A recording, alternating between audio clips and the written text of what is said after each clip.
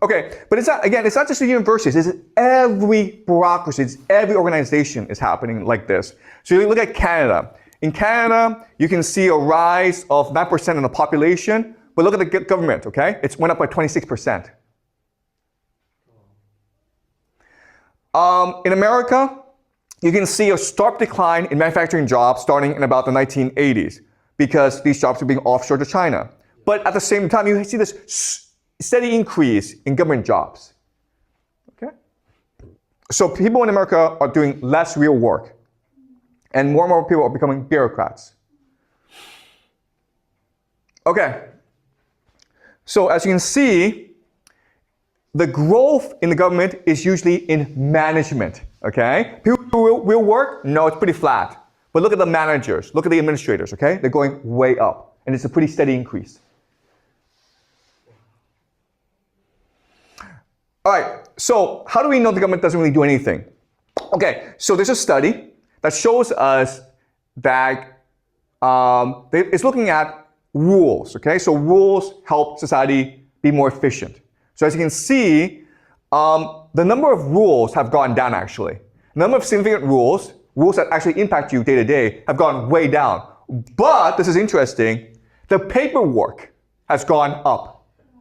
Okay? So this tells us the managers, the administrators in the federal government of the United States, they don't do anything but produce paperwork that's meaningless. That has actually no impact on the lives of ordinary people. Okay?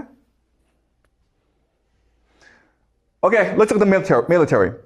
So everyone believes that America has the world's greatest military because it spends the most on the military and has all these high-tech weapons, right? The problem is the bureaucracy in the military right now. So you see what's happening is an increase in management because the ratio of manager, officer to soldier is going down.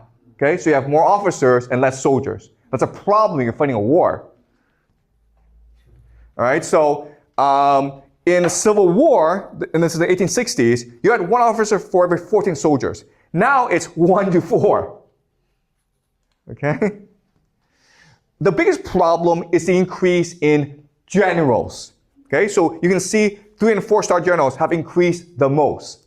In World War II, America had about 12 million soldiers. They had 7 generals who were 4-star. Today, America has about 1.2 million soldiers. They have 40 4-star generals. And this is a huge problem. Why? Because if you're a 4-star general, you have a lot of privileges beyond your salary. So this is from Raymond Dubas, who works in the Pentagon, and he writes about the perks of a 4-star general. A 4-star has an airplane. A 3-star often doesn't. Can a 3-star get an airplane when he needs it? Not always. Okay? So a 4-star general always has his own personal airplane. What is his personal airplane? It's called a G5. This is what a G5 is, guys. This is what a G5 is. This is his own personal plane. It's always there for him. If he doesn't want to fly, it's waiting on the tarmac for him, okay? You can see how luxurious it is. This costs $50 to $60 million per plane. Every 4-star general has this plane. At the same time, guys, what's happening to soldiers?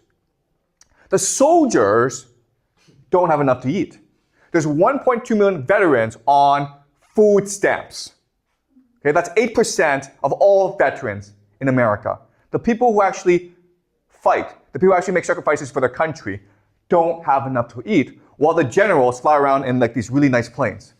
That's the state of the American military.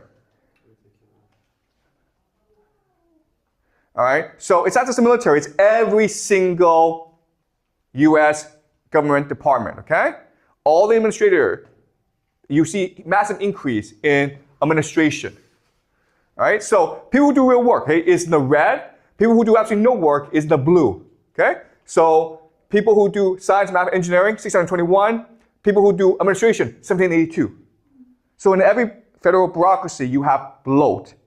You have managers who do nothing, and you have very few people who do the actual real work. It's true for every single federal organization in America.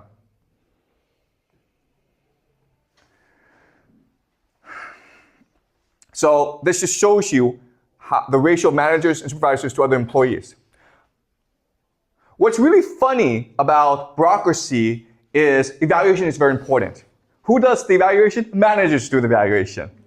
So at the end of the year, they do performance review, and what happens is they evaluate themselves and their friends and say, "You really did a great job." And they then look at other people who do the real work and says, "You guys can do better, okay?" So outstanding is the highest performance review for the government, right? 64% got outstanding, okay? Managers who do nothing every day. 47% got outstanding for every other job. All right? So it's a rigged game. Same thing with hospitals. The brown is the growth in doctors. You can see it's pretty steady. But look at the administrators. Okay? The yellow are the administrators. It's blowing up, okay? And so it forces healthcare costs to go up. The reason why healthcare is so unaffordable in the United States is not because it has the best healthcare in the world. It doesn't.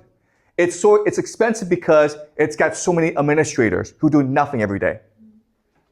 All right? So what do these managers do? Well, the managers always think of new ways to screw everyone else. Okay, so these are health insurance companies. And this is their denial rates, okay? So you work hard for 40 years, you pay your health insurance, okay? And then maybe you get cancer. And then you go to the doctor charges you like $1 million. And you're like, you don't have $1 million, but you have insurance, so you go to an insurance company. It's like, hey, I paid 40 years of insurance fees. Can you help me out? And look, the insurance company, United Healthcare, about a third, 32% of all claims are denied.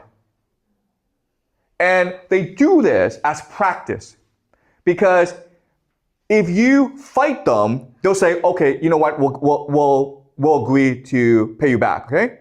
But if you don't fight them, then they're like, great. Okay? So it's extremely unethical. And so that's what managers do every day. Think of new ways to screw over their patients and doctors.